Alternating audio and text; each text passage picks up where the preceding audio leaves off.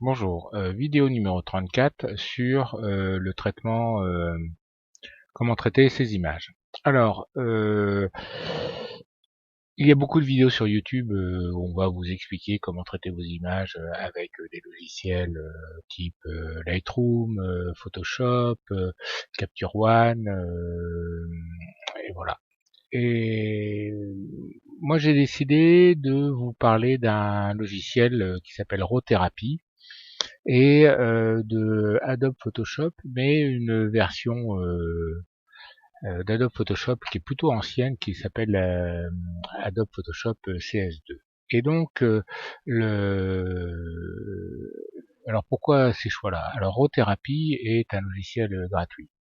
Adobe CS2 n'est pas un logiciel gratuit, mais c'est un logiciel qui s'installe sous Windows 7, qui fonctionne sous Windows 7, qui doit fonctionner encore sous Windows 10, qui fonctionne sous Macintosh. Et on exploite un problème qu'a eu Adobe. Visiblement, Adobe a scratché la machine qui gérait les numéros de licence et donc est incapable de savoir qui a acheté réellement Adobe Photoshop CS2. En fait, toute la suite créative CS2 et donc du coup fournit les numéros de licence, des numéros de licence génériques qui permet à des gens de l'installer. Alors, ils font ça pour que ceux qui l'ont payé puissent continuer à s'en servir. Nous, on va pas le payer, on va utiliser les numéros de licence fournis par Adobe.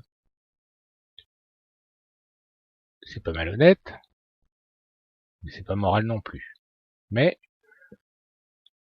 Adobe Photoshop CS2 va nous permettre de faire beaucoup de choses que l'on va voir dans les tutoriels sur Photoshop, que vous allez trouver dans les tutoriels sur Photoshop, beaucoup de choses simples. Il va de soi que l'on n'a pas les dernières fonctions, il va de soi que le logiciel n'est plus mis à jour, et ainsi de suite. Parce que Adobe CS2, ça commence à dater, ça doit avoir une bonne dizaine d'années et encore. Mais pour tout ce qui est fonction simple, ça fonctionne très très bien. Et notamment pour tout ce qui est redimensionnement pour le web, si vous avez participé à des forums photographiques et si vous voulez poster des photos sur les forums photographiques, eh bien on va vous dire il faut une image de pas plus de 800 pixels de grand côté. Bon, ça c'est tous les logiciels le font, mais pas plus de 300 kilooctets. Et beaucoup de logiciels pour ajuster un JPEG au mieux à 300 kilooctets, faut s'y reprendre à 4 ou 5 fois et ça devient très rapidement gonflant et voilà, alors que Photoshop CS2 fait ça très très bien et très facilement. Donc nous allons nous reposer sur deux logiciels. Le logiciel Adobe Photoshop CS2 qui va nous servir à faire la post-production et RAWtherapy qui va nous servir à développer nos fichiers RAW d'une façon à la fois très simple, parce que moi je vais vous présenter la version simple et light du système, mais en fait c'est un logiciel vraiment très puissant et qui peut aller très loin. Personnellement, je l'ai utilisé parce que moi j'utilise Capture One parce que j'ai toujours utilisé le logiciel qui était fourni avec les appareils photo. Et j'ai acheté un appareil photo où le logiciel de traitement était Capture One. Donc on avait Capture One version light qui était fourni avec l'appareil photo. C'est encore le cas pour les appareils photo Sony ou pour les appareils photo peut-être Fuji, je crois, où on a accès en achetant un appareil à Capture One. Voilà, donc j'ai utilisé Capture One et puis de temps en temps j'achète une version pour évoluer ou parce que j'ai acheté un nouvel appareil qui n'est pas supporté par une ancienne version et donc du coup je suis obligé de racheter une version pour que le logiciel puisse traiter mon nouvel appareil photo. Donc c'est un très bon logiciel Capture One, mais bon c'est encore 200-250 euros. si vous commencez la photo et que vous avez acheté votre boîtier déjà 250 €, vous allez avoir du mal à comprendre que vous allez mettre la même somme dans un logiciel. Voilà. Mais quand vous en ferez beaucoup, et bien peut-être que vous y verrez un certain intérêt. Alors on va commencer par Rothérapie. Donc Rothérapie, ça s'écrit comme ça, hein, Rothérapie. Vous tapez ça dans Google, et puis vous allez trouver un site qui s'appelle rothérapie.com. Voilà, vous l'ouvrez, vous avez la dernière version, vous lisez, vous pouvez télécharger des versions antérieures si votre système ne supporte pas, et vous allez avoir accès à plein de choses, comme ça. Voilà, on vous dit ce que ça fait, on vous dit ce que ça peut faire, et ainsi de suite. Donc il faut aller fouiller dedans, hein, c'est tout ça. Alors, vous allez me dire, oui, mais mon appareil photo va être livré avec un logiciel. Moi, personnellement, je me suis très longtemps contenté des logiciels qui étaient fournis par les fabricants d'appareils photo. Mon premier boîtier était un Kodak DCS 760, et le logiciel que je pouvais utiliser avec le Kodak DCS 760 était vraiment très très bien, parce qu'il était fait par Kodak, et Kodak sait ce que c'est que la photo, et sait ce que c'est que la couleur, et c'était vraiment un logiciel qui fonctionnait très bien. Il fonctionnait sous XP, sous Windows XP, puis quand je suis passé en Windows 7, il n'y a pas moyen de l'installer. Donc j'ai trouvé Rothérapie qui me permettait d'ouvrir ces fichiers-là, et du coup je me suis mis à Rothérapie. Et puis Rothérapie me permet d'ouvrir des fichiers de boîtiers plus récents que ma version que j'avais de Capture One, qui était la version 6.4.5, et la version, donc j'ai eu des boîtiers postérieurs, et il a fallu que je l'achète, et donc j'ai acheté la version 10 qui était à l'époque la dernière version. Et en fait ils ont fait quelque chose, c'est-à-dire qu'ils ont essayé de singer la fonction catalogage de Lightroom, avec une lourdeur d'utilisation que je n'ai pas trouvé agréable. Voilà. Donc finalement, ma version 10, je m'en sers très très peu, et je continue à tourner avec ma version 645, et les boîtiers qui fonctionnent pas dans la version 645, j'utilise Rothérapie. L'avantage d'utiliser un logiciel comme Rothérapie, hein, il y en a peut-être d'autres, il y a peut-être Darktable, je connais pas Darktable, enfin bon, il y en a d'autres, mais Rothérapie est vraiment un logiciel d'érotisation du bazar, et il se trouve que dans mon cas, il ouvre mes fichiers de Kodak DCS 760, qui est un très très vieux appareil qui doit dater des années 2000, il a bien pas loin de 20 ans. Voilà. Mais il ouvre aussi les fichiers de mon dernier Nikon D5300 et de mon Leica monochrome, et ainsi de suite. Voilà. Donc j'ai trouvé ça bien. Donc vous allez sur le site de Rothérapie, vous allez sur Download, et puis vous avez toutes les versions. Donc vous voyez, on a un truc, la Relaz 5.6 qui fonctionne sous Windows Vista, 7, 8, 10, 64 bits. Bon voilà, si vous êtes sous Windows, il n'y a pas de problème. Ça fonctionne aussi sous les macOS. Voilà. Donc il y en a pour tout le monde. Et en cherchant bien, ça fonctionne aussi pour Linux. Voilà. Donc, gros avantage, je fais une vidéo, et là il n'y a personne qui va dire, ah ben oui, mais moi ta vidéo elle est gentille, mais elle m'intéresse pas parce que ça n'existe pas sous mon système. Voilà. Donc vous téléchargez le truc, vous l'installez, et ça fonctionne. Bon, moi bien sûr, il est déjà installé, et voilà. Pour Photoshop, on va dans Google, et on va taper Photoshop CS2 licence clé. Clé de licence de Photoshop CS2. Et on tombe sur le deuxième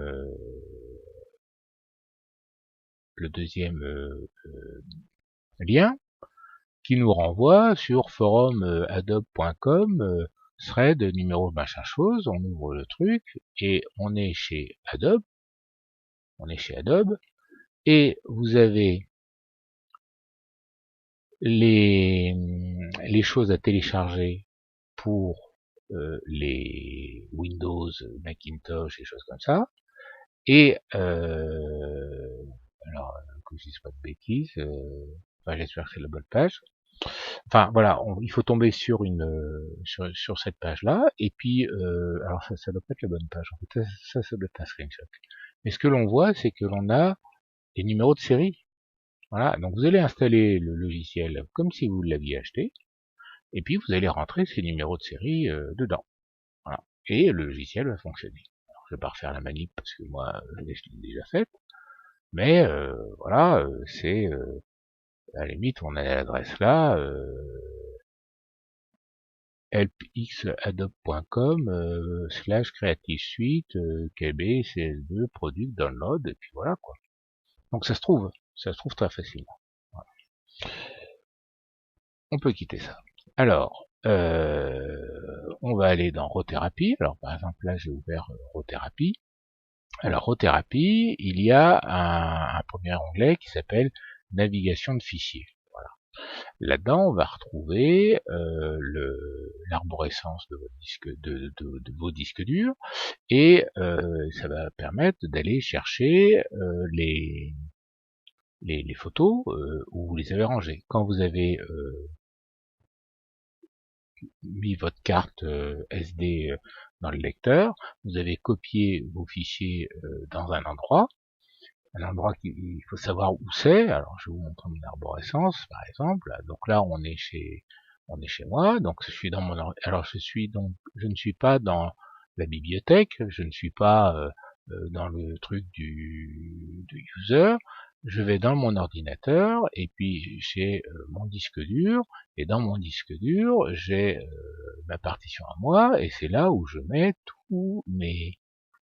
tous mes fichiers photos, et donc je les note, donc je note la date sur 6 digits, hein, donc 19 pour 2019, 01 pour janvier, et 30 pour le jour. Et puis après je dis ce que j'ai photographié, neige à Meudon sur Sumilux, filtre rouge, voilà. Bon, alors je vais en prendre un autre qui est truc comme ça, voilà.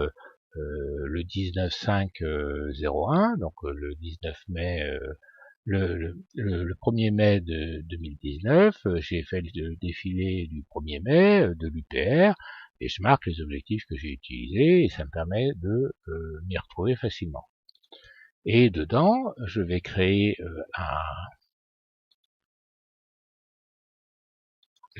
un sous-directory que je vais appeler TIFF, TIFF, et un autre sous-directory que je vais appeler Flickr, parce que je vais poster des photos sur Flickr. Et dans ce sous-directory, dans Flickr, il y a un autre sous-directory qui s'appelle le web. Voilà. Et c'est là-dedans que je mets mes photos que j'aurais développées. D'accord? Donc il faut... Alors,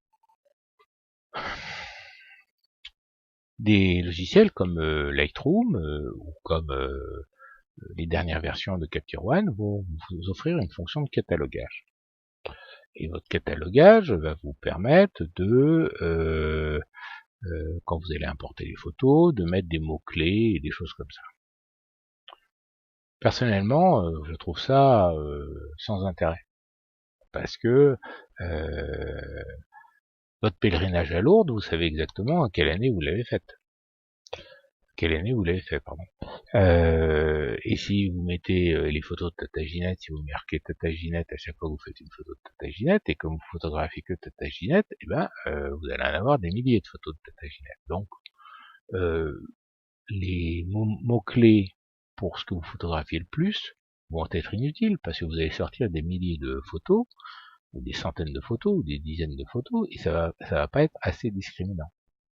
Et après, si vous mettez des mots-clés plus discriminants, eh ben vous n'allez pas vous en souvenir. Vous voyez ce que je veux dire? Bon, voilà. Ou alors vous allez passer un temps énorme à mettre des mots-clés, voilà, et après, si vous voulez chercher toutes les photos de 504 Peugeot que vous avez photographiées, il va falloir rentrer que sur chaque photo où il y a une 504 Peugeot, vous allez mettre une 504 Peugeot. Enfin bon, donc personnellement je trouve ça très très lourd, ça n'apporte rien, et moi ça m'a jamais empêché de retrouver des photos que je cherchais. Donc j'y vois pas l'intérêt. Si vous y voyez l'intérêt, ben, achetez Lightroom et allez voir des vidéos qui vont vous expliquer comment utiliser Lightroom. Voilà. Moi, je pars du principe que toute peine mérite salaire, ok, mais toujours dans une idée d'un photographe débutant, il vient de s'acheter un boîtier, il vient de s'acheter un objectif, voilà, il a déjà dépensé pas mal, et puis il aimerait quand même essayer d'arriver à un certain niveau en photo, sans forcément remettre 200, 250 euros dans la nature pour avoir un logiciel. Il faudra remettre la main au portefeuille dans un an, dans 2 ans, ou ainsi de suite. Voilà. Donc je sais bien qu'il y a des heures d'ingénieur, de développement pour ces logiciels-là, et que c'est normal de les payer, mais bah, vous pourrez vous acheter un vrai logiciel quand vous aurez déjà quelques gigaoctets de photos en stock. Voilà.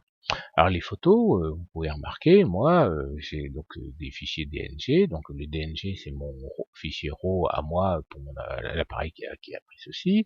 Si je vais si on va aller voir ici par exemple, ça ce sont des fichiers RAW de l'appareil photo Kodak, et c'est une autre extrémité, c'est des points DCR parce que c'est du Kodak. Donc moi je range comme ça, voilà, à vous de voir. Donc là on va aller dans ce truc, dans ce fichier là. Donc je fais nouveau dossier, donc je fais mon TIFF, voilà. Après ça je vais faire un nouveau dossier que je vais appeler Flickr. Alors Flickr, je ne sais même plus comment ça s'écrit, de toute façon on s'en fout, hein. Flickr, voilà, tac, on rentre dedans, et là-dedans je vais faire un nouveau dossier que je vais appeler web. Voilà, parce que en fait je poste mes photos sur deux postes. Je poste mes photos sur Flickr et je poste mes photos sur des forums de photos comme Nikon Passion ou Sunilux. Voilà, voilà.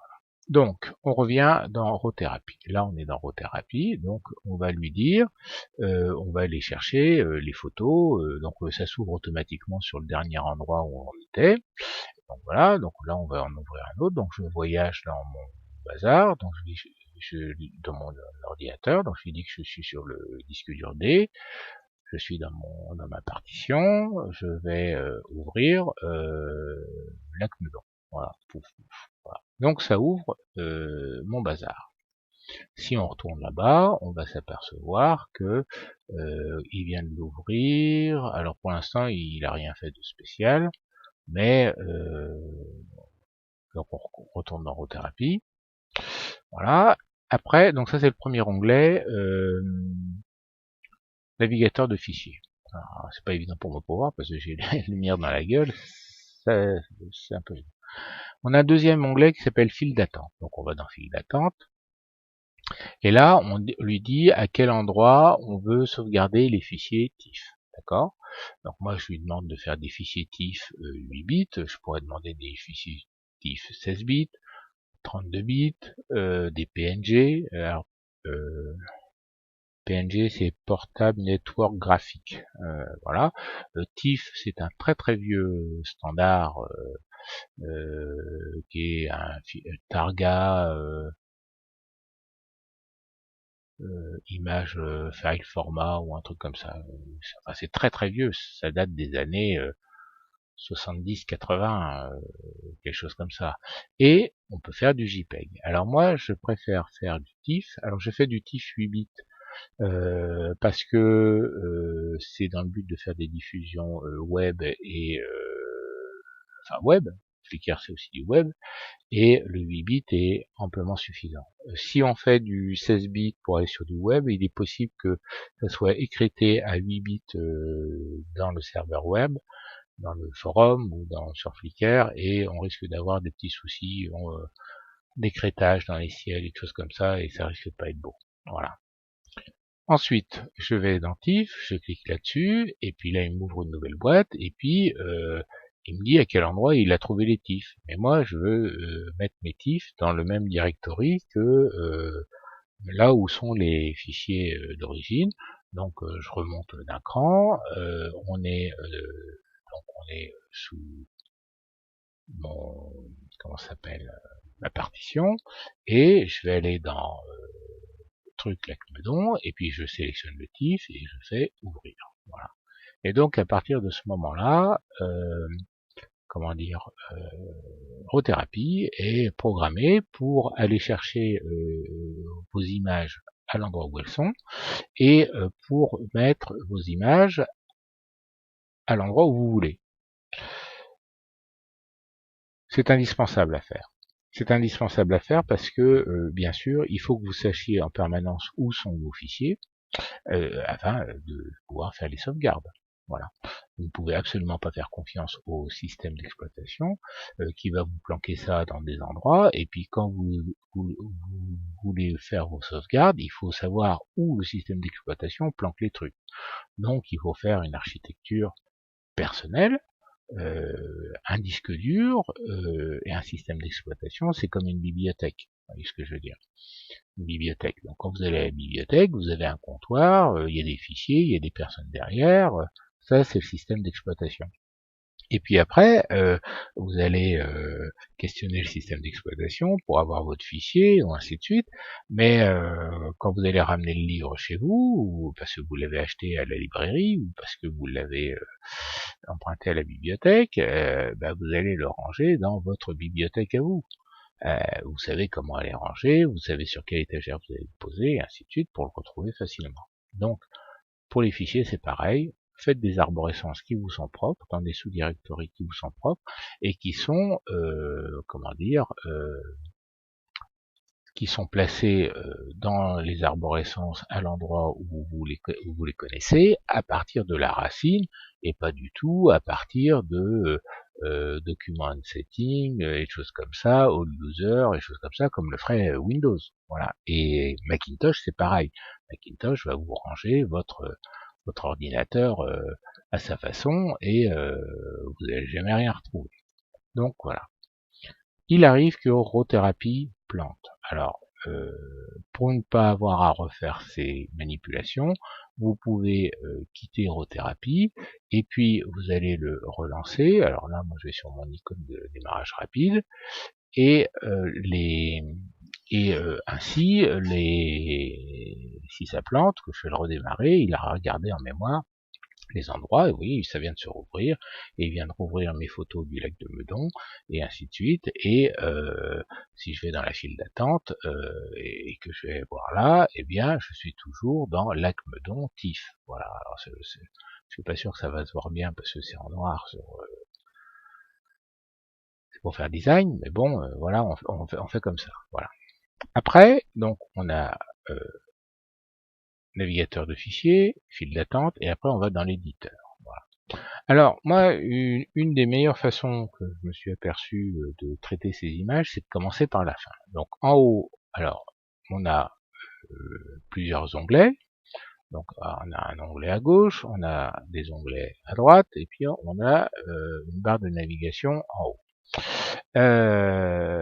On a ces petites icônes qui permettent de cacher ce qui nous ennuie, point que, si on veut, on peut tout cacher. Voilà. Et pour les faire réapparaître, on a la même icône qui réapparaît là. Personnellement, la barre de gauche, m'en sert pas.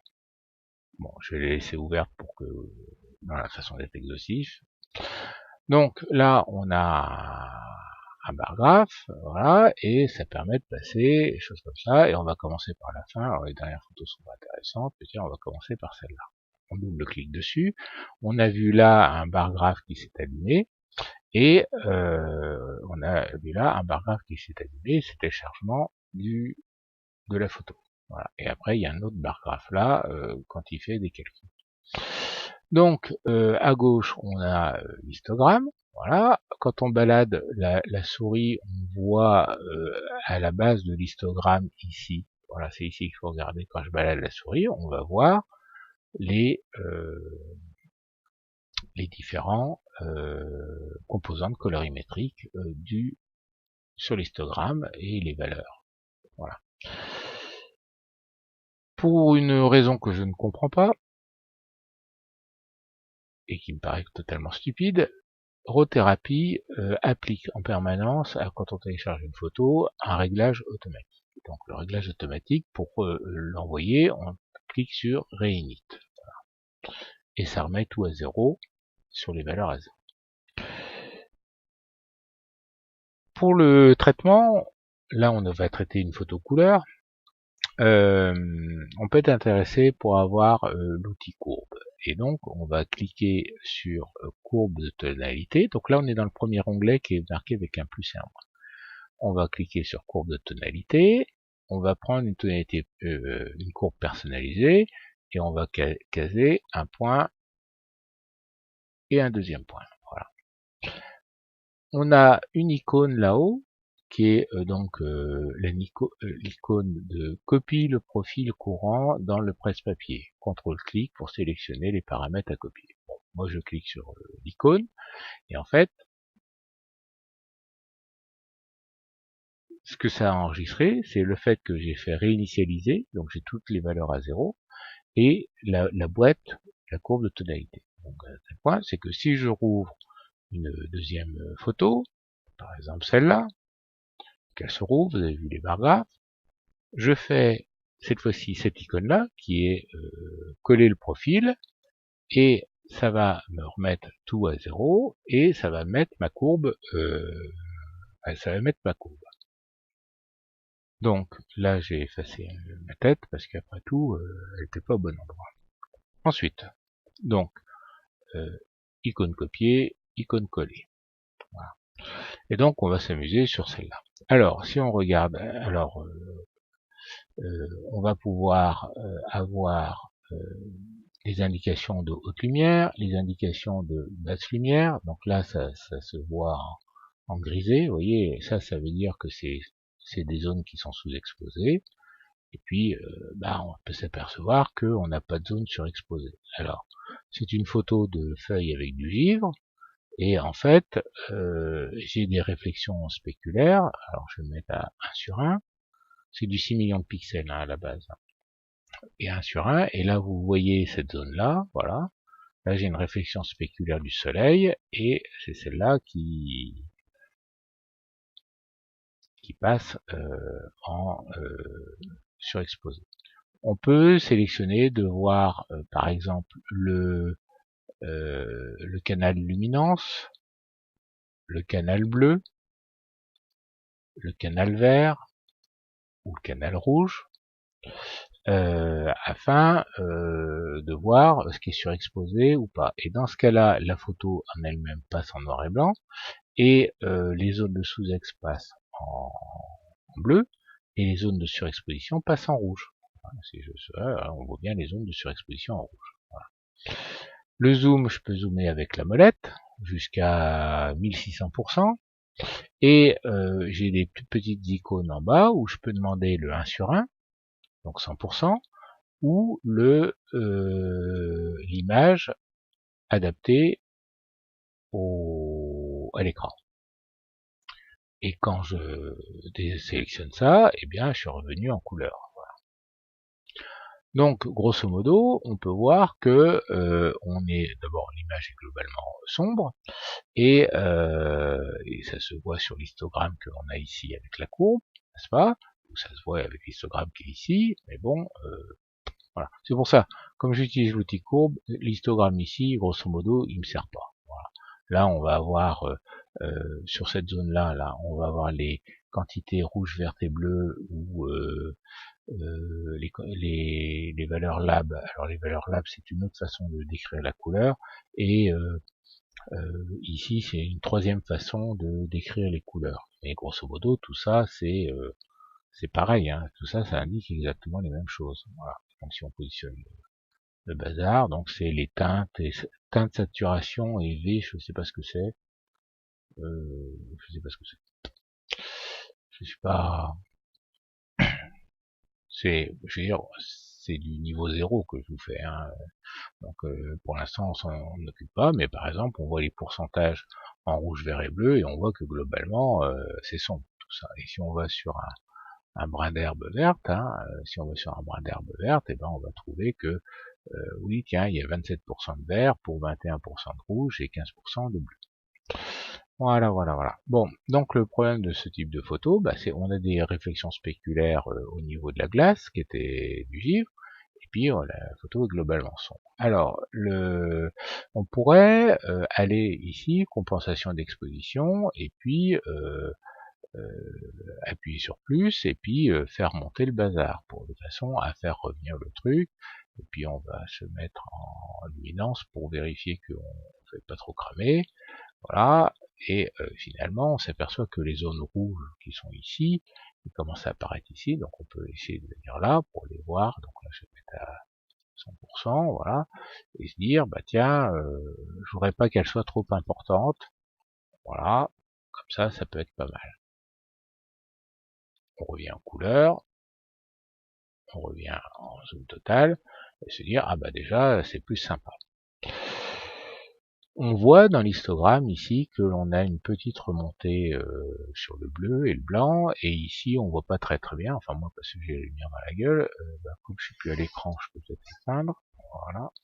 Et donc là, on commence à voir devrait commencer à voir augmenter le bazar. Allez, si on continue à augmenter sur la compensation d'exposition, on voit que il y a une colonne de pixels gris. Alors ici, excusez-moi, ici on peut changer les couleurs de fond, les couleurs du fond, et dans préférences, alors les préférences, voilà, c'est l'icône ici, l'icône préférence, on va pouvoir choisir son profil de couleur de fond, une chose comme ça, avec des fois des propositions de couleurs qui sont à gerber. Voilà, donc finalement, moi personnellement, je trouve que ce gris neutre et tout ça est relativement bien. Là, comme je me filme en même temps, eh bien, je suis obligé d'avoir l'éclairage, mais en fait, je le fais sans éclairage additionnel. Bien sûr, je le fais sur un écran calibré. Alors c'est tout le problème, c'est quand vous allez commencer. Vous voyez, quitte à mettre 250 € ou plus dans la nature, vaut mieux utiliser Zérothérapie et s'acheter une sonde de calibration que de s'acheter Lightroom et pas de sonde de calibration. Voilà. Si vous avez un choix à faire entre un rein, Lightroom et la sonde de calibration, choisissez d'abord le rein, ensuite la sonde de calibration. Et Lightroom, une autre fois, plus tard, ou ainsi de suite. Donc là, on va régler les hautes lumières. Voilà. On va régler les hautes lumières, donc on utilise les alertes pour voir si on a du rouge qui apparaît. Donc là, on a du rouge qui se balade. Alors on peut continuer à régler définitivement les hautes lumières. Alors il faut éviter à tout prix d'avoir ces valeurs à 255. Je vous rappelle, hein, ces valeurs cramées et choses comme ça. Et un des moyens pour éviter les valeurs cramées, c'est d'aller dans l'outil courbe, de prendre ce point-là et de le baisser un tout petit poil. Voilà. Donc là, on l'a baissé un tout petit poil, donc si on va là-dedans, il est au maximum, mais oui, il est à 98,8%, mais il n'est pas à 100%. Ce qui fait que quand vous imprimerez la photo, ou qu'on vous ferez imprimer le tirage, eh bien, il y aura quand même un très léger voile posé sur cette zone-là, et donc vous n'aurez pas de manque de peinture sur le tirage, et donc vous n'aurez pas de zone avec le papier vierge. Voilà, et c'est important parce que si vous avez des zones avec du papier vierge au milieu de la photo, c'est pas beau.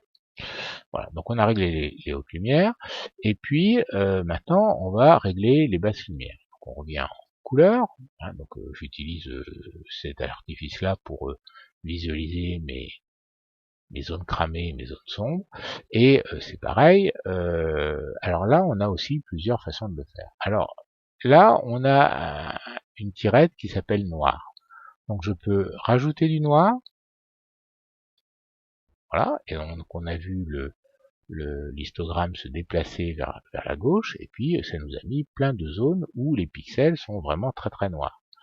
Voilà, et pour revenir à 0, on a la petite flèche qui est là, pouf, pour réinitialiser, alors c'est la petite flèche qui est en dessous, pardon, on le ramène à 0. Donc le noir, moi je l'utilise beaucoup, ça marche très très bien, c'est pas mal, et ainsi de suite. Une autre chose que l'on peut faire, c'est enlever du noir. Donc on va aller dans l'autre sens, et vous voyez les valeurs 2500 et choses comme ça, et ça n'a pas bougé de beaucoup. Voilà, et donc là on a enlevé du sombre, des choses comme ça. Alors ça peut être intéressant, alors une autre façon de le faire, ça va être de jouer sur la courbe de façon à amplifier. Alors la courbe, comment ça fonctionne? Donc on a des points, et puis en horizontal en bas, on a l'entrée. Ça c'est le fichier. Voilà, c'est le fichier en entrée. Et en vertical, c'est la sortie. Voilà. Donc quand on a une courbe exactement à 45 degrés, eh bien l'entrée est égale à la sortie. Ici, je prends un point, cette valeur-là, et au lieu de la restituer à 45 degrés sur la même valeur, en fait, je vais la restituer plus claire. Et si j'augmente comme ça, je suis capable de faire sortir mon truc. L'outil courbe est vraiment très très puissant, et ça marche vraiment très très bien. Mais, par exemple, vous voyez, il faut éviter d'avoir des zones plates comme ça, et surtout des zones inversées comme ça, parce que là vous faites de la solarisation, ce qu'on appelle de la solarisation, c'est-à-dire que vous allez rendre plus sombre un clair que n'est la valeur en dessous. Donc ça n'est pas bon. Ça n'est pas bon. Donc on va revenir en arrière. Donc avec ça, vous pouvez très bien choisir votre niveau de d'éclaircissement et des choses comme ça. Vous pouvez rajouter des points, il suffit de cliquer avec la souris pour ramener ça, et vous dire, bon bah voilà, j'ai réussi à obtenir des zones très très lumineuses et très très discernées sur ma glace, par exemple, vous voyez. Alors on va se mettre là pour voir, parce que c'est... Qu'est-ce qui se passe? Non, bon, ça va, c'est pas... Alors j'ai du mal à comprendre les alertes que j'ai, parce que normalement j'ai réglé ce problème-là, et si je fais là-dedans, oui, c'est bien du surex, voilà. Donc c'est bien du surex. Donc je refais. Donc le surex je vais le garder, puis ça en fait, ça je le fais en dernier. Ça. Donc là j'ai obtenu.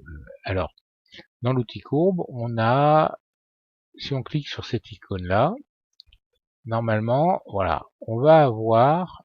Donc on a dans la courbe une barre qui se balade verticalement, et ça me permet de voir où sont mes pixels dans l'histogramme. Et donc du coup, là, ça me permet de me balader et de voir à peu près quelles sont les tonalités que j'ai là sur la feuille givrée. Et donc, bah, on va essayer d'obtenir sur cette zone-là plutôt une pente raide pour essayer d'avoir de la discrimination dans les couleurs. Alors on peut revenir bien sûr à la photo couleur en permanence. Puis on peut revenir à du 1 sur 1, et puis voilà, pour voir ce que ça fait, et si on enlève ça, voir la photo globale. D'accord? Et on revient sur un 100%, et donc, qu'est-ce que j'ai fait finalement? J'ai un peu amplifié mes basses lumières, parce que la photo était prise tôt le matin, avec de la lumière rasante du matin,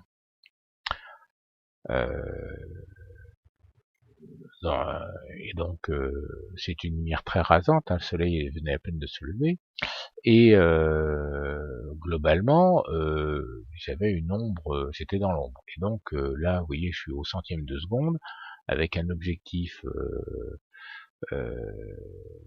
plutôt longue focale, hein, c'est fait au 105 mm micro Nikkor, et pas à la distance minimum, parce que, mais quand même à une distance assez proche. Donc pour éviter d'avoir du flou de bouger et choses comme ça, j'ai maintenu le centième de seconde. J'ai maintenu le 80 ASA parce qu'il se trouve que ce boîtier-là a une montée en ISO absolument immonde. Et voilà. Donc après, le jeu, ça va être de trouver qu'est-ce qui correspond, quelles sont les zones qui correspondent à cette baisse de contraste. Donc là, en fait, on a une augmentation du contraste. Là, on passe en dessous de la pente à 45 degrés, on a une baisse de contraste. Après, on a un contraste normal. Et puis, dans les hautes lumières, on a une baisse de contraste. Quand la pente locale est inférieure à 45 degrés, c'est une baisse de contraste. Quand la pente locale est supérieure à 45 degrés, on augmente le contraste localement. Et donc le but, c'est d'essayer de trouver quelles sont les zones qui correspondent vaguement à ces points-là. Là, vous voyez, je suis sur un point de transparence de la feuille rouge, et on voit bien que les pixels rouges sont plus vers la droite, donc plus vers le blanc, plus vers les pixels lumineux, alors que les pixels bleus, ils sont plus vers le noir. Voilà. Et le pixel vert aussi. Donc on y va. Ensuite, donc on cherche les zones comme ça, voilà. Là on a une zone de bon contraste, là, parce que c'est bien éclairé, et voilà. Là on est, vous voyez, là, dans les brins d'herbe, on est sur la zone de faible contraste. Les brins d'herbe, si je vais voir dedans, ils sont un peu flous de bouger, ils sont un peu dégueulasses, c'est pas bien grave si je perds du contraste là-dedans, et si ça fait un peu de la bouillie. C'est un choix esthétique. Voilà. Ça m'a l'air pas mal. Ça m'a l'air pas mal. Alors après, donc on se souvient de la forme globale, et puis on se dit, bon bah, et si j'augmente ça comme ça fait quoi? Ah, ça éclaircit un peu, c'est pas mal. Ça rajoute un peu de luminosité dans mes verres. Ouais, c'est pas mal aussi. Après, on va se dire, alors, et si je fais ça, qu'est-ce qui se passe? Alors si je fais ça, donc on va se remettre je vais remettre les allumettes, et on va voir que, bah, finalement, ça me met du sombre, ça me met des pixels cramés dans des zones d'ombre. Bon, finalement, pas bien grave ça. Donc peut-être que je pourrais rajouter du noir. Alors donc le noir, je peux le rajouter en déplaçant ce bouton-là sur la courbe, mais je peux utiliser ce curseur-là pour rajouter du noir. Alors on peut y aller franco. Vous voyez, là je suis déjà à 750. Moi j'y vais par paquet de 1000 en fait. Voilà. Là, bon, bah, c'est des zones d'ombre sur le truc. Bon, c'est pas forcément désagréable. Voilà. Et donc ça me permet quand je fais ça, ça me permet d'augmenter la dynamique de mon image. Parce que je cale, je suis prêt à sacrifier certains pixels qui sont sans intérêt, et ainsi de suite.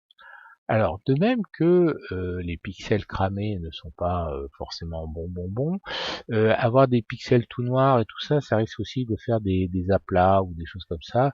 Alors on peut éventuellement prendre le bouton et puis le décaler vers le haut.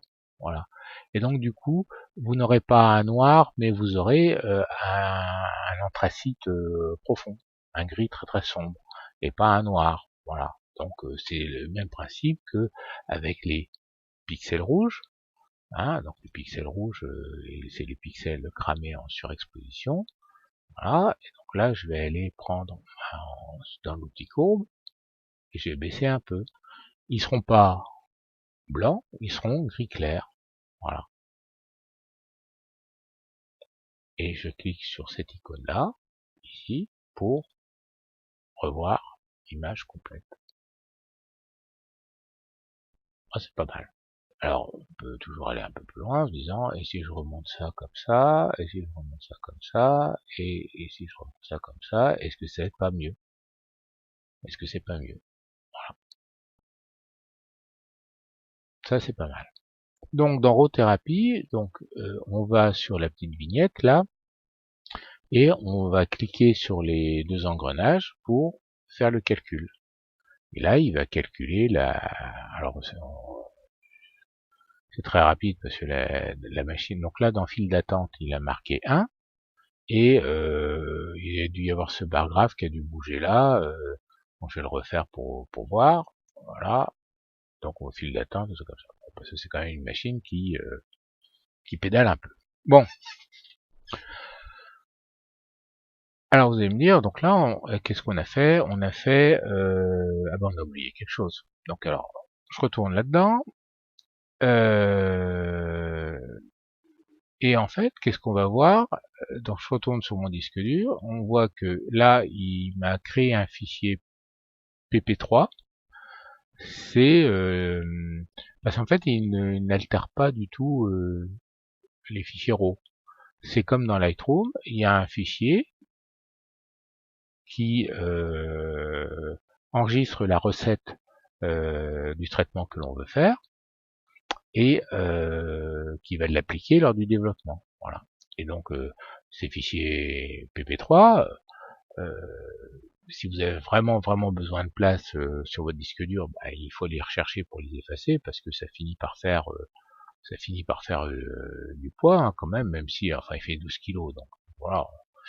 Mais par contre voilà les fichiers TIFF, si on va voir, et ben il m'a fait un fichier TIFF, voilà, et c'est pareil, il m'a fait un fichier TIFF et puis il m'a fait un deuxième fichier. Alors comme j'ai oublié quelque chose, hop, je les vire dans la corbeille, oui, voilà, bien sûr on va revenir. Donc là, on vient là-dedans, donc on a quasiment fini notre traitement.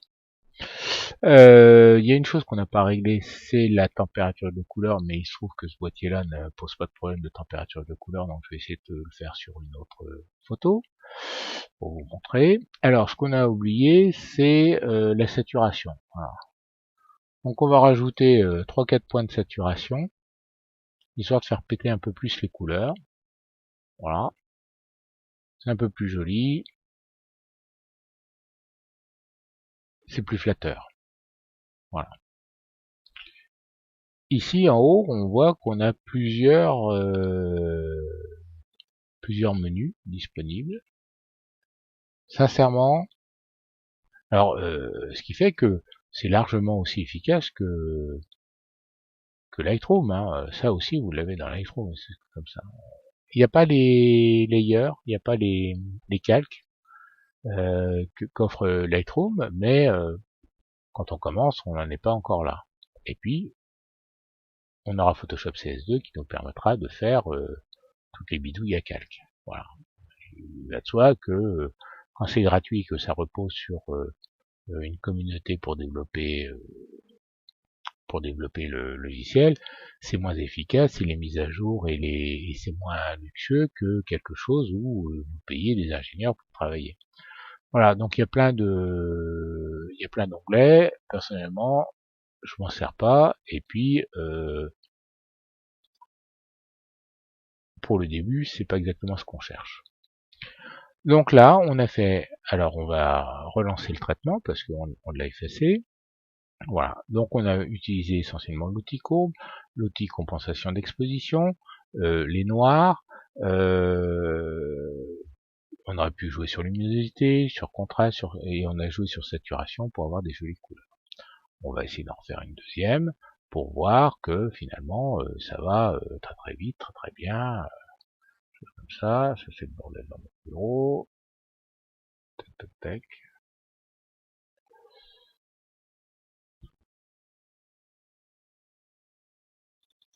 Ah, on va essayer de prendre celle-là. Donc ça, voilà, c'est des pièces. Et donc on voit tout de suite que on a bien sûr des oiseaux blancs qui sont cramés, hein, et des oiseaux noirs là où il faudra faire attention, le lac est gelé, et ainsi de suite. Et ben on y va, on recommence. Alors, on a toujours dans notre presse-papier les paramètres que l'on avait copiés au début, que l'on va appliquer. Donc ça va nous permettre de remettre à zéro les de remettre à zéro tous les curseurs et de faire apparaître notre courbe. Voilà.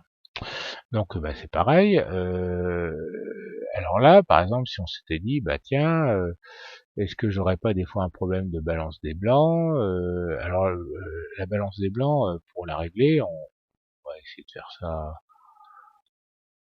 sur une photo. Je sais pas si on va le faire sur celle-là. Je sais pas si on va le faire sur celle-là. Non, on le fera sur une autre où je sais comment le faire. Parce que là, il n'y a pas réellement de blanc de référence. On ne sait pas exactement où taper pour dire voilà, on veut cette référence-là blanche. Il y aurait éventuellement le boulot qui est là, qui pourrait nous servir de blanc de référence, mais c'est pas évident, et les oiseaux, c'est pas évident qu'ils aient pas une petite teinte ou une chose comme ça. C'est un peu le problème du réglage de la balance des blancs, quand l'appareil merdoit, il faut pouvoir avoir des blancs de référence que l'on peut réutiliser. Moi personnellement, ça m'arrive de photographier des mires de couleurs ou des choses comme ça avec certains appareils qui nécessitent ce genre de choses. On continue. Donc, ça nous a mis une ligne droite et ainsi de suite, voilà. Donc on a déjà du blanc qui est cramé, mais est-ce que l'on n'aurait pas des possibilités d'avoir du noir plus, parce que là on voit bien qu'au pied de courbe il se passe pas grand chose. Donc peut-être qu'on va commencer par sous-exposer un peu, histoire de régler le problème des blancs, hein, de régler le problème des blancs. De toute façon c'est cramé, hein. Il y aura plus de détails, on va pas ressortir les ailes ou les plumes, hein. Mais bon, de toute façon les bestioles sont loin, et ce qui compte c'est qu'on reconnaisse que c'est vaguement des oiseaux, et puis voilà. Donc on va aller dans le noir, on va rajouter du noir. Alors, on n'aime pas, hein, mais le, comment dire,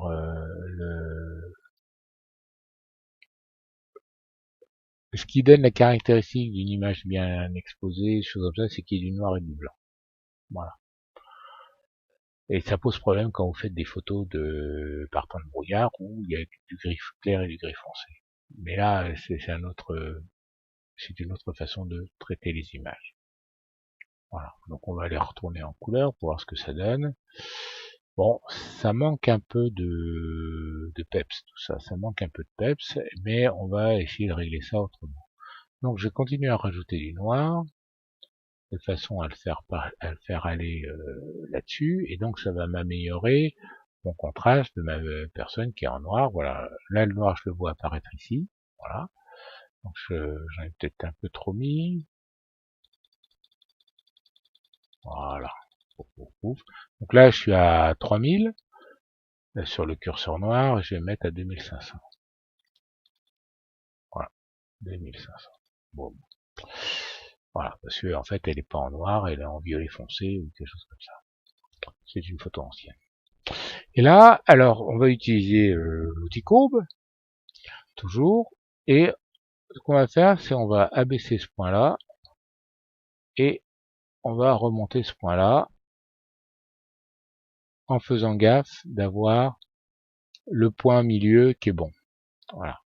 Donc là, on a un peu écrété, on a de nouveau le problème sur les osios.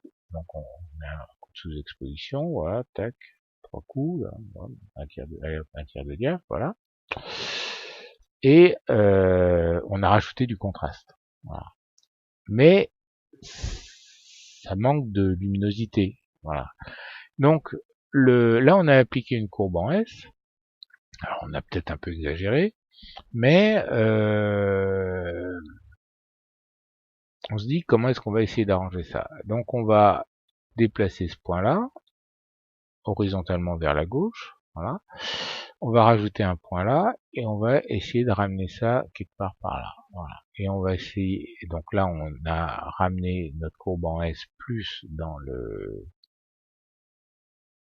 la bosse de l'histogramme, parce que c'est là où il y a, je vous rappelle, si on clique ici, on peut se balader et voir où ça se balade. Donc, notre arbre, voilà, il est là-dedans, mais l'arbre il était en fait très lumineux.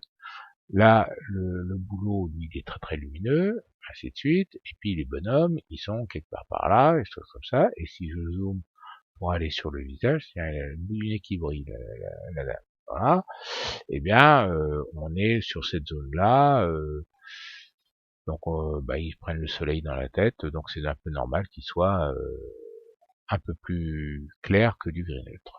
De toute façon, la peau blanche est un diaph à 2 diaphs au-dessus, un diaph plus clair que le gris neutre. Donc je vais déplacer ce point-là, et en jouant sur sa position, je vais m'arranger pour essayer d'obtenir un haut de courbe harmonieux. Et là, qu'est-ce que j'ai fait? C'est que j'ai rajouté du contraste dans mes zones là, qui me permet une meilleure lecture de mon arbre jaune. Ça commence à être pas mal. Moi, je suis sur un écran calibré, c'est pas mal. Voilà. Et une fois de plus, on y va. Alors, une fois de plus, j'ai oublié la saturation. Donc c'est la... Alors, on a le nom du fichier ici. Voilà. Donc c'est la 82 PD 96 41. Non, 96 41, c'est celle-là. On supprime. Voilà. On revient là-dedans. Et on se met ces petits 4% de saturation. Voilà. Et on envoie le bazar. Voilà, ça c'est pas mal. Alors on va aller dans un autre... on va retourner dans le navigateur de fichiers. Et puis on va aller essayer autre chose. Voilà. On va essayer ça. Parce que... alors je vais le faire développer dans le même endroit. Mais sinon normalement je fais développer ailleurs. Et j'ouvre ça. Et je vais dans l'éditeur. Et il m'a mis dans l'éditeur. Et donc voilà, donc ça c'est une photo sans intérêt, hein, c'est pour tester quelque chose, mais je l'ai déjà traité. Alors on va la réinitialiser. Voilà, on la réinitialise. Donc voilà la photo d'origine. Voilà. Donc la photo d'origine, c'est pris à 200 ISO, 1 360e de seconde et à pleine ouverture. Ça c'est un mauvais codage. C'est en fait c'est un voilà, on s'en fout. Et c'est un fichier DNG. Et c'est un fichier couleur. C'est un fichier couleur. Donc on y va. On a notre histogramme à gauche, on a notre courbe là à droite, et choses comme ça. Alors, on peut jouer sur la tirette du contraste. Alors, c'est une fenêtre blanche. On peut rajouter du contraste. Donc, on peut jouer sur, en prenant carrément avec la souris pour voir où est-ce qu'on va.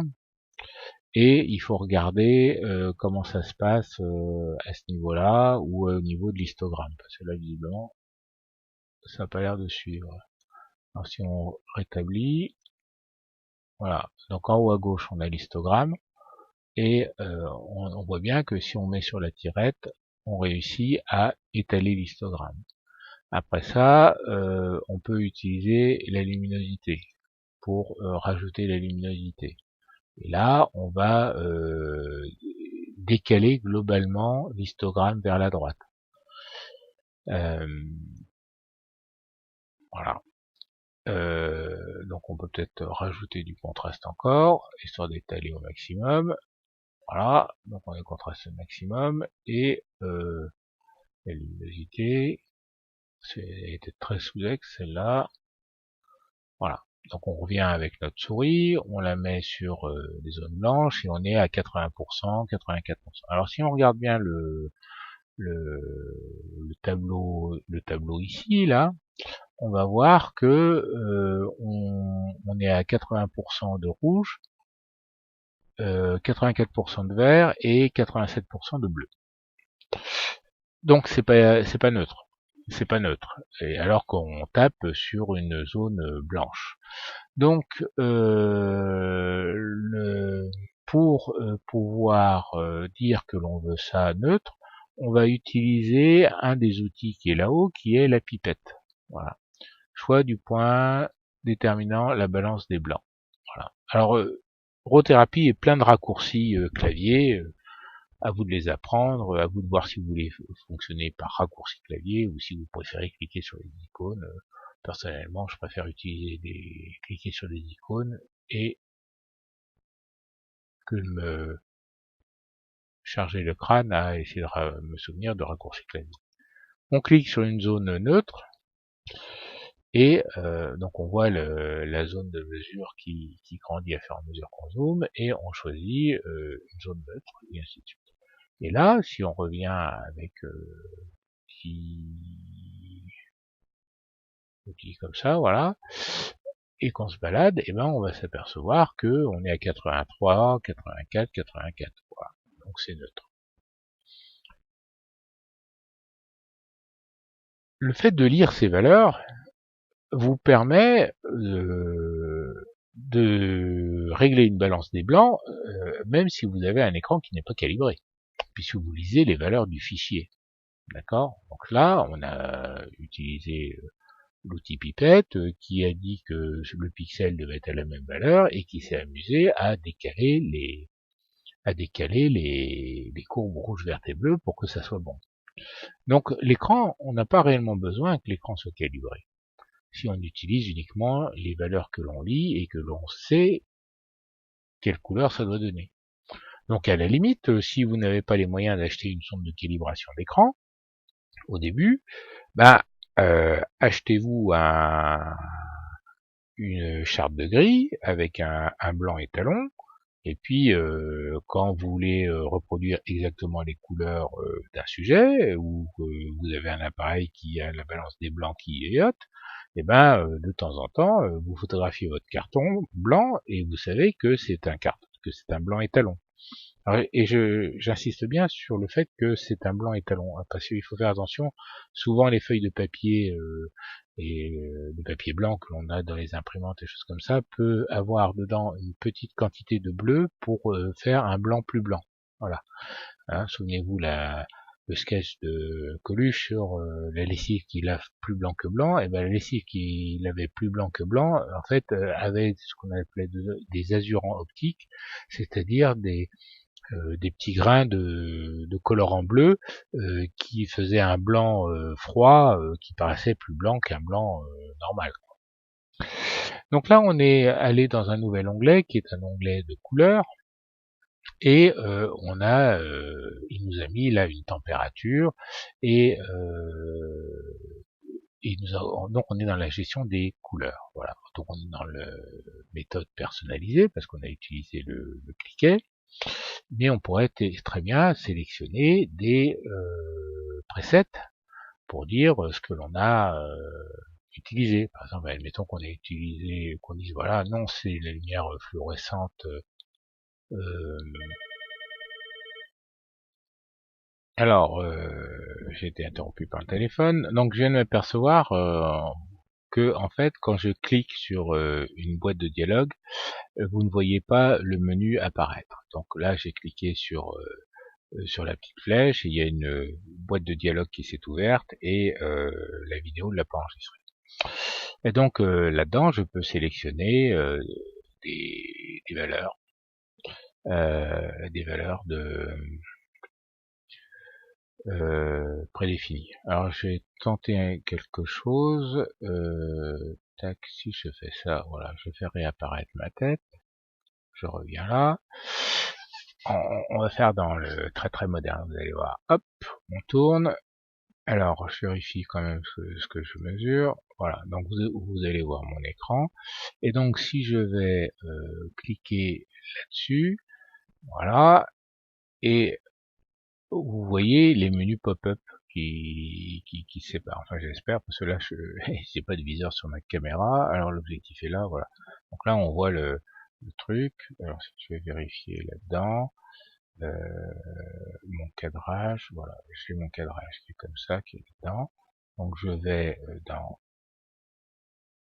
personnaliser, et vous voyez là, je peux choisir fluorescent, et j'ai plusieurs choix, fluorescent blanc chaud, pouf, voilà, et ça bouge, ça vous voyez, tac, et donc alors maintenant je vais être complètement déréglé, et donc ça, on peut choisir des réglages comme ça, personnalisés, ainsi de suite. Donc je vais enlever ma frite parce que ça n'intéresse rien du tout. Voilà, c'est celui-là. Voilà. Donc on revient là. Alors, donc on est blanc chaud. Voilà. On revient sur la valeur d'origine. Donc on est revenu là-dessus. On va refaire notre exposition. Voilà. Alors, on va faire une correction d'exposition comme ça. Voilà. Tac. Ouf. Voilà. Et puis on va rajouter du noir. Je fais ça rapidement pour essayer d'obtenir quelque chose. Voilà, tac. Et puis on va rajouter de l'exposition. Et on commence à voir ici là le problème.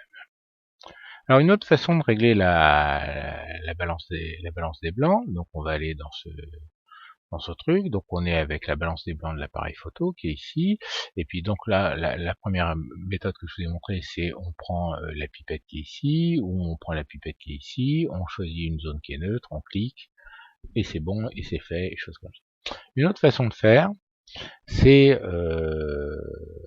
avec l'histogramme couleur. Avec l'histogramme couleur. Parce que, vous voyez, quand on balade la souris, on a sous l'histogramme couleur, trois petits traits, un rouge, un vert, un bleu. Et ça correspond au même pixel. Et si on sait que ça doit être neutre, eh bien on va pouvoir utiliser la tirette température, la tirette teinte, et puis peut-être aussi celle-là, de façon à cette zone-là, hein, puisque là où j'avais mis vous voyez, là où j'ai mis ma souris, bah, ça correspond grosso modo à cette bosse-là sur l'histogramme, et on va pouvoir se servir de ça pour superposer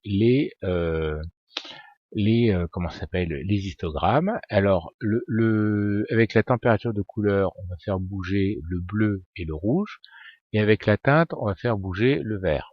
D'accord, hein.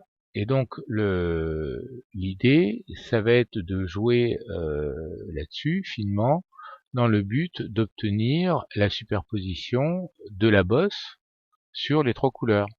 Voilà. Et finalement, c'est jamais ce que fait l'outil pipette. Voilà. Donc, alors le problème, c'est que quand je zoome là, l'histogramme lui ne se zoome pas, donc c'est un peu gênant. Mais voilà, donc on va essayer d'y aller gentiment. Donc là, ça s'écarte, donc c'est pas dans le bon sens. Et on clique dans l'autre sens jusqu'à temps de faire superposer. Alors le problème, c'est qu'on a du mal à voir le bleu et le rouge. Voilà, là c'est pas trop mal. C'est pas trop mal. Alors toujours dans l'idée de comment je fais quand j'ai pas d'écran calibré. Là, je ne me fie absolument pas à la couleur que je vois. Je me fie simplement à superposer trois bosses de l'histogramme. Enfin, trois bosses de l'histogramme parce que, voilà, d'ailleurs là, vous voyez, quand je déplace le point, on voit que j'ai un point bleu, un point vert, un point rouge, un trait vert, un trait rouge. Donc ça correspond à une non-superposition, mais il y a des endroits où ça se superpose. Voilà, donc si j'avais cliqué là, ça m'aurait fait la balance des blancs sur ce pixel-là. Il va de soi que c'est pas de la peinture calibrée, que c'est pas de la peinture blanche de course. Quand on voit l'état de la fenêtre, on se dit que on croirait pas que c'était repeint il y a moins de 10 ans. Bon, voilà une autre façon de faire sa balance des blancs sans écran calibré. Voilà. Si on va sur notre photo couleur, alors excusez-moi, celle-là, je retourne là-dessus, je reviens là, hop, 1, 2, 3, 4, et on envoie le bazar. Alors une autre photo, voilà, donc je la reset, donc on voit la courbe qui redevient blanche et des choses comme ça. Et bien, et ça va être le dernier exemple pour Rothérapie, parce que bon, finalement, on a réussi à corriger l'exposition, on a réussi à corriger la couleur, on a exporté un TIFF, et la suite, on va la faire dans Photoshop. Donc là, bon, on a notre histogramme à gauche, voilà, ça c'est du blanc, ça c'est du rouge. Si on va zoomer dedans, on va s'apercevoir que il y a des fils de trame et de chaîne qui sont un peu rouges, des choses comme ça. Bon, donc si on prend l'outil pipette, ça va pas forcément être très très joyeux du point de vue du résultat. Voilà. Sans compter que, en fait, comment dire, le tissu n'est pas d'une blancheur immaculée. Voilà, ça c'est dit. Donc ensuite on continue. Ensuite on continue.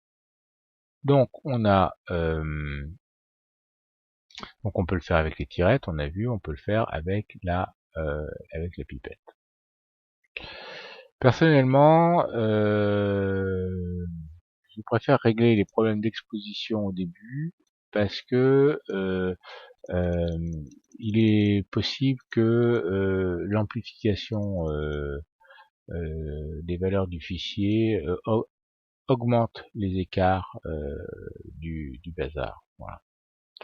Donc là, l'idée c'était on a une photo du dossier avec des rayures et derrière on a le radiateur avec les rayures.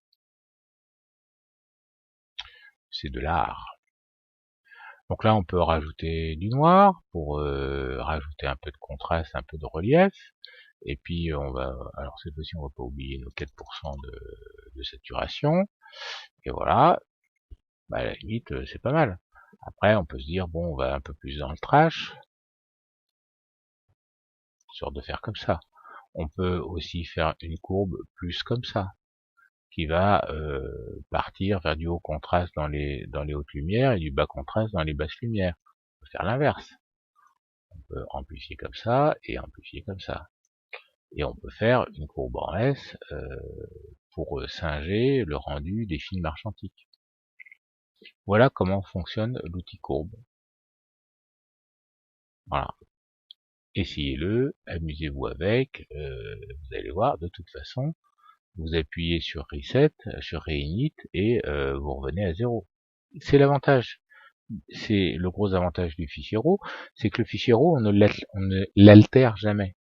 Voilà, donc vous retrouvez votre fichier RAW, et à partir du moment où vous avez viré votre fichier PP3, y a aucun souci. À partir du moment où vous virez votre fichier PP3 et sur le fichier RAW, c'est pareil, il y a un fichier PP3. Donc si vous virez ce fichier PP3, quand vous allez redémarrer RAWthérapie, et que vous allez ouvrir réellement l'image, il va vous faire ça. Il va vous faire le truc. Alors il y a plein d'onglets, des choses comme ça. Moi personnellement, je m'en sers pas. Je réussis, ça fait quand même plus de 10 ans que je fais de la photo numérique et j'en ai jamais eu besoin et je m'en sers pas. Voilà.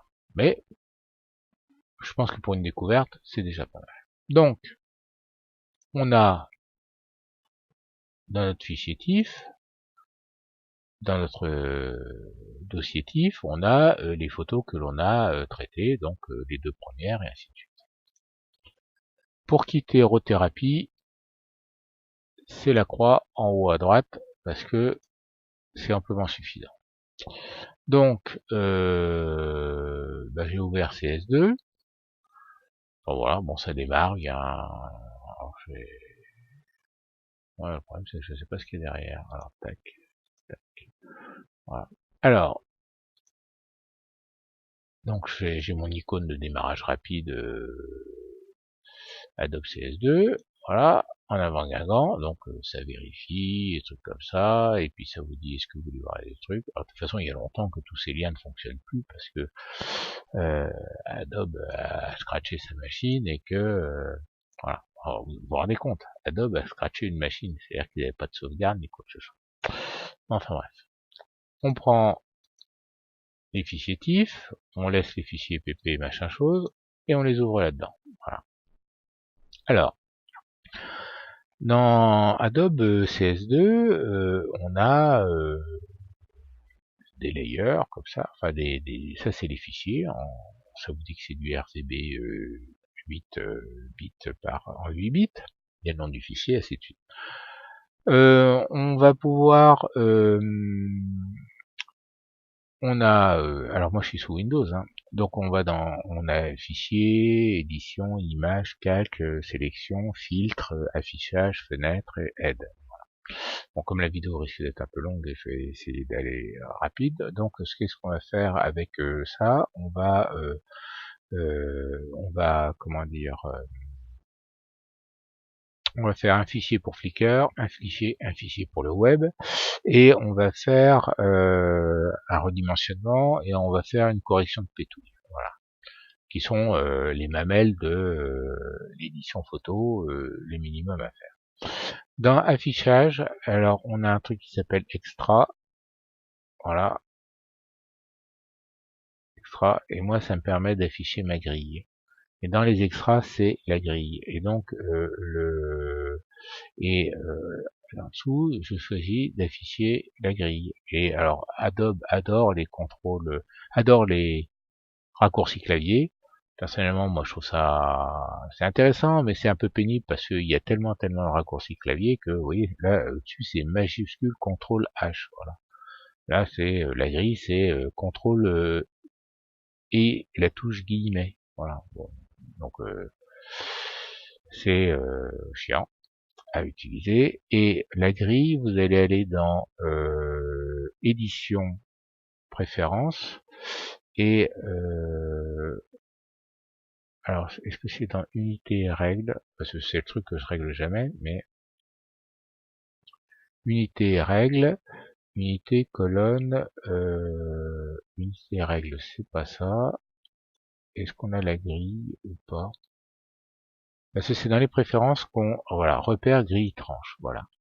Et donc la grille, j'ai demandé que ça soit en rouge clair, que ça soit des traits continus, et j'ai un pas de 1 tiers, 33,33%, ça fait 1 tiers, donc ce qui me permet d'afficher ma ligne des tiers.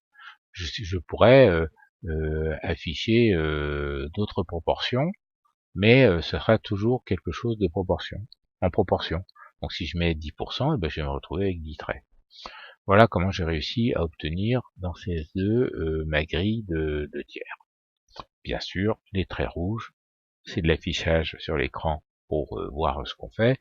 Dans la vraie vie, dans l'imprimante, ils sortent pas, et ainsi de suite. Pour enregistrer une image pour Flickr, on va transformer ce TIFF en JPEG. Donc on va aller dans édition, dans fichier, pardon, enregistrer pour le web. Là, il vous engueule parce que c'est trop grande taille, mais on s'en fout, on lui dit oui. Alors, ouf. Donc là, il y a, donc ça calcule, ça mouline, des choses comme ça. Alors, on dirait pas, mais gestionnaire des tâches,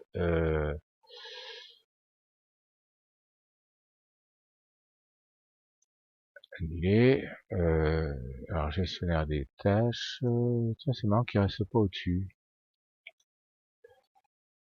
Pour vous montrer quand même que c'est, alors, on va faire ça, voilà, on va faire ça, voilà, ça m'énerve, voilà. Donc, on a le truc, on fait fichier enregistré pour le web, il nous engueule.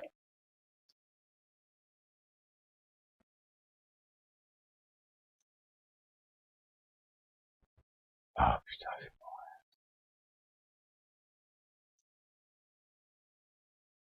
Non, je voulais vous montrer que en fait, malgré que ce soit une ancienne version, ça utilise tous les cœurs, quoi, voilà, quand il fait le calcul. Bon, c'est pas bien grave, on devrait survivre. Donc on clique sur le bazar. Là, on sélectionne la valeur de compression du JPEG, donc on demande le JPEG maximum. On peut aussi le rentrer là par qualité. On clique sur enregistrer et on va l'enregistrer à l'endroit où on a mis toutes nos autres trucs. Donc on était dans Flickr, celui-là, et ça sera celui-là. Enregistrer. Voilà. Alors je reviens à mes réglages d'avant parce que je voulais vous montrer que... Donc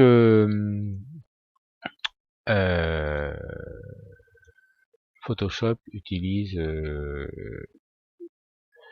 pour certains calculs utilise toute comment ça s'appelle toute ressource possible sur son offert par l'ordinateur. Voilà.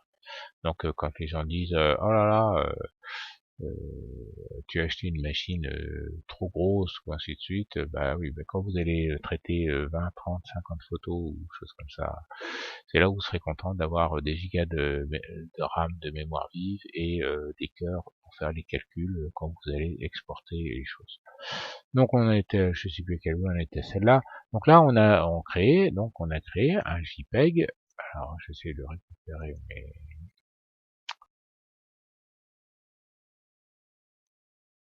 mon affichage. Bon, je vais vous montrer un truc, mais pour une raison que j'ignore, voilà, tac, tac, tac, voilà. Donc, on remonte d'un cran, et dans le Flickr, il nous a créé un fichier, donc de 6 millions alors celui-là c'est 24 millions de pixels, et qui fait généreusement 13 mégas. Voilà, donc ça c'est un fichier qui va nous servir pour Flickr.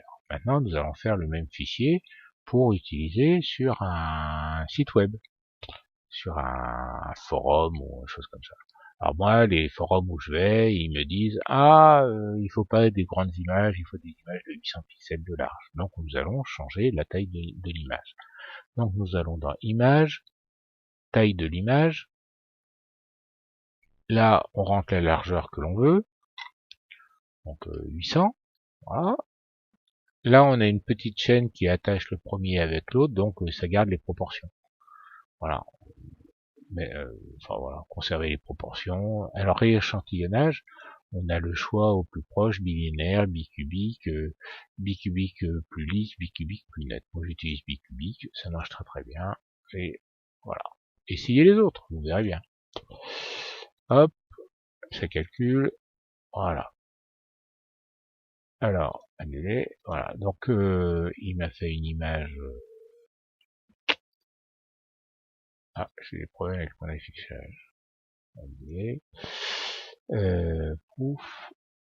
Adapter à l'écran, et voilà, et donc j'ai mon image, mais en fait l'image maintenant elle fait 800 pixels, voilà, elle grandit 179%. Et maintenant je vais faire, je vais l'enregistrer pour le web. C'est le seul moyen qu'on a de faire des JPEG, c'est enregistrer pour le web. Voilà.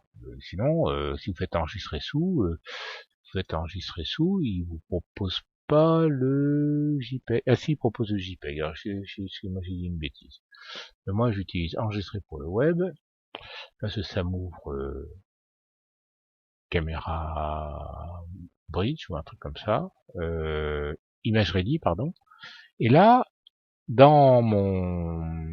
sur mes forums, ils disent non seulement je suis limité à 800 pixels, mais il faut pas que je fasse plus de 300 kilooctets. Alors par exemple, bon là, mon exemple tombe un peu à l'eau parce qu'elle fait 121 kilooctets, et donc je vais cliquer sur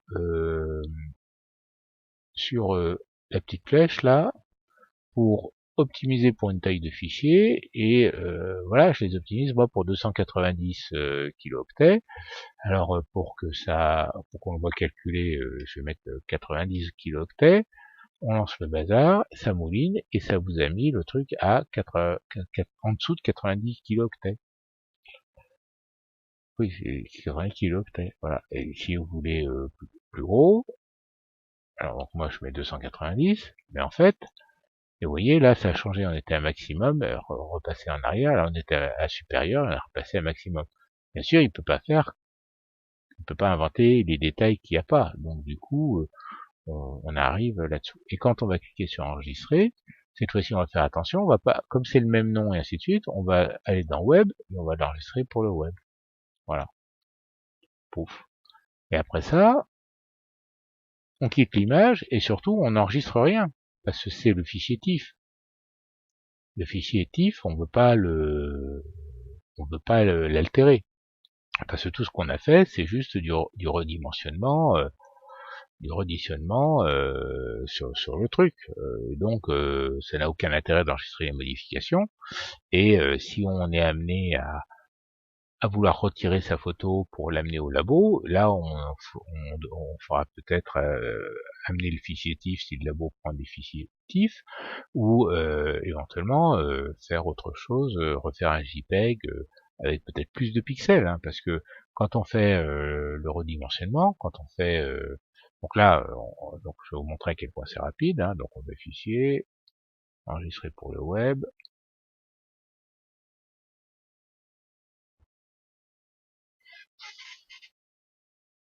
Ah oui, non, mais c'est pas ce 6 millions de pixels celui-là. Donc il m'a pas engueulé parce que 6 millions de pixels ça passe parfois. Donc on est en JPEG maximum, on enregistre, on remonte d'un cran, voilà, tac, ouf, après je passe à l'autre, je fais fichier, enregistrer pour le web,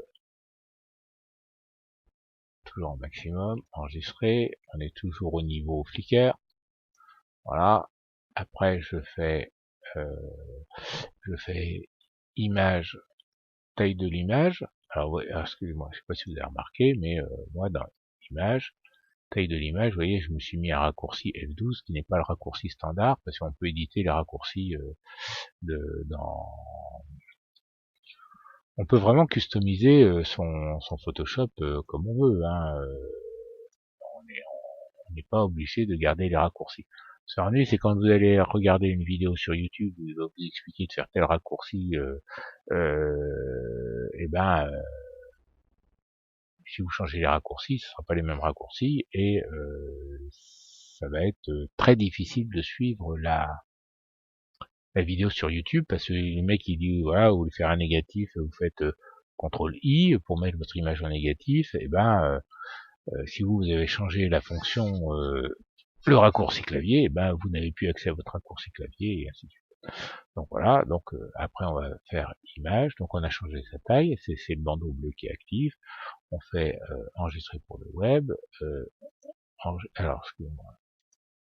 Donc là, vous voyez, on est à 469 kg, mais je veux du 300 kg pour mes trucs, donc je demande 290 maximum, il refait le calcul à 286, enregistrer, donc là je vais dans le web, maintenant cette fois-ci, et je fais enregistrer, et puis je quitte le bazar, c'est le TIFF, je ne veux pas l'esquinter, voilà, et celui-là, donc il était déjà enregistré en taille Flickr, donc je vais changer sa taille de l'image, 800, voilà, alors je pourrais mettre 8000, hein, ou 80 000, et, ça marche, et il va faire les calculs, les choses comme ça. Alors, ce qu'il faut savoir, c'est que au-delà de 32 000 pixels, il vous met une alerte sur l'R2, t'es sur Coco, parce que il n'y a pas beaucoup de logiciels qui acceptent les images de plus de 32 000 pixels. Alors, moi j'avais ça sous XP, là je suis sous Windows 7, il y a un 64 bits, et bon, ça a certainement changé. Donc on a fait la taille de l'image, on va faire enregistrer sous, annuler, on va faire enregistrer pour le web, excusez-moi, enregistrer pour le web. Donc là on est à 532, c'est normal. Alors pourquoi 532? On a un détail maximum et c'est une image avec beaucoup de détails. C'est une image de 6 millions de pixels, hein, alors que l'image de la fenêtre était une image de 24 millions de pixels, et le réduite à 800 pixels, et bien l'image de 24 millions de pixels avait finalement moins de détails et donc nécessitait des fichiers moins gros que cette image-là, qui pourtant n'a que 6 millions de pixels à la base. Donc je clique sur mon petit truc, je dis optimiser pour une taille de fichier, 290, il calcule, c'est fait, c'est enregistré, pouf, et voilà, et c'est enregistré, pouf, dans le bon truc. Je quitte le bazar en disant non, je veux pas quitter, et voilà. Et là, je vais faire fichier, quitter Adobe, parce que je vous ai montré tout ce que je voulais.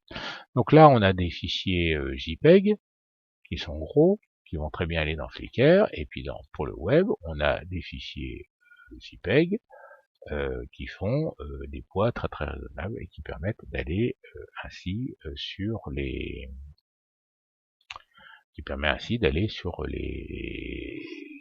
les forums et les choses comme ça, et voilà. Et donc si vous allez sur un truc du genre 500px ou des choses comme ça, on vous demande de faire des photos en 500 pixels, et ben vous faites des photos en 500 pixels de base, et ainsi de suite. Voilà, donc bon, je pense que je vais m'arrêter pour ce soir sur cette première base, mais bon, vous avez vu comment trouver avec Google les logiciels dont je vous ai parlé. Vous avez vu comment trouver les numéros de série grâce à Google, et puis certainement que ça doit se trouver en allant directement chez Adobe, parce que de toute façon ça va vous envoyer vers un lien vers Adobe. Donc voilà. Et en fait, voilà, vous téléchargez l'image bin en Macintosh, ou vous téléchargez le disque 1, disque 2, disque 3, puis vous installez ça, et puis enfin, vous téléchargez tout, et puis vous utilisez les numéros que vous allez trouver sur la page, et puis en fait l'adresse de la page, à la limite, elle est là. Voilà, vous faites sur pause, voilà, vous faites sympa, on va même écrire en grand, voilà. Vous faites un coup sur pause, et puis vous cherchez ça, et vous voyez que c'est chez adobe.com que vous allez chercher, hein. C'est pas chez les Chinois, c'est pas chez les Russes, c'est pas chez en Corée du Nord, hein. Voilà, c'est Adobe a fait une connerie, et puis il a fait une connerie. Alors, sincèrement, moi je vais vous dire, ça m'est arrivé de reprendre une vidéo que j'ai trouvée sur YouTube, qui expliquait comment faire quelque chose, et je me suis dit, bon, alors il était là, en, en CS6 ou un truc comme ça, en Photoshop CS6, et puis bah, comme c'était quelque chose de relativement simple, hein, d'ailleurs je ferai une vidéo là-dessus pour montrer que ça fonctionne. Et ben du coup, j'ai suivi pas à pas, en repassant 3 fois les vidéos, et puis j'ai fait les raccourcis clavier qui faisaient des trucs comme ça, puis voilà, parce que ceux qui montrent en général ils vont très très vite, et puis voilà, tu fais comme ci, comme ça, tu cliques là, tac tac tac tac, tu fais CTRL ALT machin chose, pouf, ah bon merci, oui d'accord. Alors, bon, je vous rappelle que dans YouTube on peut passer les vidéos en vitesse 1,5, hein, mais c'est pas une raison pour, c'est pas parce qu'on maîtrise qu'il faut forcément noyer le poisson, et je trouve ça assez contre-productif. Voilà.